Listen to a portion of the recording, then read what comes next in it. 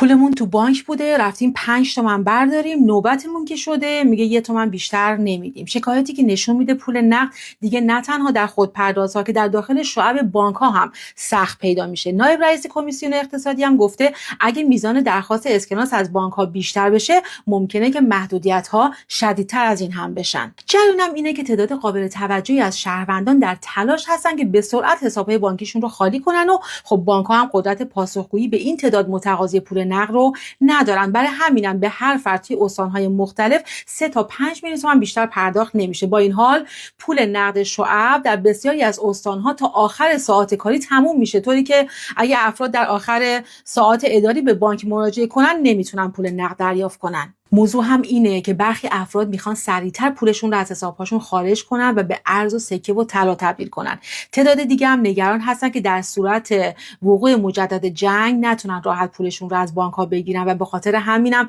پیش از اینکه اتفاقی بیفته ترجیح میدن که پول نقد بیشتری رو پیش خودشون نگه دارن. به این ترتیب کمبود شدید پول نقد نه تنها در خودپردازها بلکه در داخل شعب بانک ها هم در اغلب مناطق کشور بیشتر از 1 ماهی که ادامه داره و با وجودی که بانک مرکزی همین 13 بهمن اعلام کرد که این مشکل با توزیع اسکناس 200,000 تومانی و 500,000 تومانی رفع میشه، رفع که نشد هیچ، شدیدتر هم شده. کمبود پول نقد کار رو به جایی رسونده که مردم در برخی شهرستان‌ها برای تاکسی هم پول نقد ندارن که پرداخت کنن و حتی در برخی مناطق مرزی هر 1 میلیون تومان رو به مبالغ بالاتر مثل 1,100,000 یا 1,200,000 تومان خریداری میکنن. اما علت چیه و این وضعیت چقدر میتونه نگران کننده باشه؟ در برخی خبرهای منتشر شده حتی در رسانه‌های جریان اصلی گفته شده که به دستور رؤسای شعب حجم زیادی از ریال داره به ارز تبدیل میشه که خب این موضوع نمیتونه صحت داشته باشه، چون اصلا بانک‌ها در ایران به صورت سهمیه یا حواله‌ای ارز میگیرن و اصولا رؤسای شعب